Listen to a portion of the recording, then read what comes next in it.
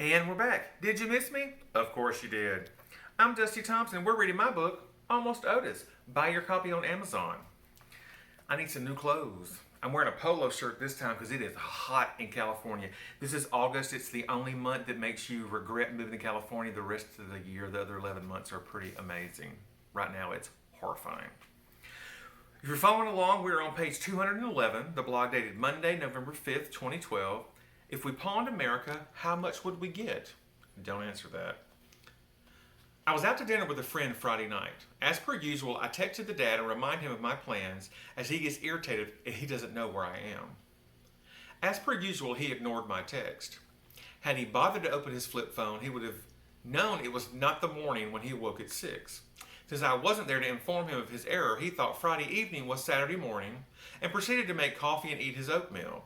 He also took his morning meds, one of which is a diuretic. When I got home about 9 p.m., he was confused as to where I had been and why I was carrying a box of leftovers. However, he was not confused by his desire to eat the contents of my doggy bag, and he happily munched on half a turkey burger with black bean and corn salsa while I asked to what I owed the pleasure of piping hot coffee an hour before bedtime. He said, "It's almost 9 in the morning, boy. What you talking about bedtime?" When I pointed out it wouldn't be pitch black outside at 9 in the morning, even if there was a storm a-brewing. He looked at me as if I had stolen the last bite of the burger. It never occurred to him why I would have a turkey burger for breakfast. "Food's food," was his reply, accompanied by the burp one would expect from someone as uncouth as he. Once he realized it was in fact not Saturday morning, he spent the next hour berating himself and wondering aloud how someone could be so stupid. I told him it could happen to anyone, although usually it's only when one is doped up on cold medicine or hungover from too much partying. Since he is fairly well doped at night, as I save all of his may cause dizziness medications, and there are several, for right before bedtime, it would have been understandable. Due to his current physical condition, partying like a rock star would include things like heading to the Walmart without his scooter or walking outside to check the mail more than once a day.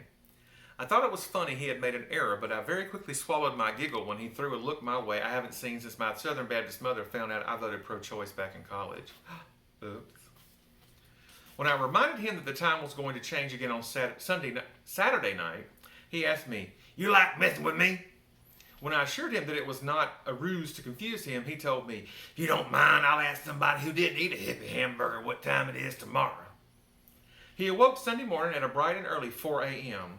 Even though I had changed all the clocks in the house, he was using his watch, which he refused to allow me to change. His clippity-clopping on his way to the kitchen to make coffee was bad enough, but he decided to fry a steak for breakfast, and the ensuing noise was enough to wake the dead, myself included. We have discussed before how I cannot keep up with his swirling vortex of filth. To keep some semblance of cleanliness in my home without losing my sanity, I hired a service to come in every other weekend to clean. And while they are the nicest people, I feel odd sitting there while they clean, so I decided we would venture out to the outlet mall as they were having a clearance sale at my favorite shop, Robert Talbot, and the dad was lured by the promise of a lunch at the hometown buffet. He could not resist a buffet. I used to be the same way. It's a fat boy's fever dream, y'all. Buffet. Lots of food. We were forced to take his truck as he refuses to get into my car, which he says is too fancy. It's a Hyundai Sonata. And while I think it looks much more expensive than it is still a Hyundai Sonata. When I asked him to define fancy, he said, "It's too nice to fart in." I would like to think I am too nice to fart near, but when I posed the question, I was met with a resounding no. Well, I'm assuming it was no. There wasn't actually a word offered. He simply lifted his left leg and farted. When I asked why he did that, he said, "'Cause I'm left-handed." We piled into his Grapes of Wrath truck and headed toward Gilroy, garlic capital of the world. When I got in, I noticed there was a grape tomato on the floorboard of the driver's side. As the dad had driven himself to his doctor's appointments on Wednesday, he had stopped by the farmer's market on campus. Apparently he had purchased Tommy Toes, as how he pronounces them, and left one behind. I laughed and put it in the drink holder of the console, intending to throw it in the trash once we got to our destination. When we arrived and got out of the truck, I noticed him chewing something. When I asked what it was, he said, "My Tommy Toe. Why?" Being used to things like that at this point, I just said, "All right," and continued my quest for discounted designer ties. Inside the store, I searched for fabulous things while he wandered around, loudly excoriating any company who would charge so much for something that's not even clothes.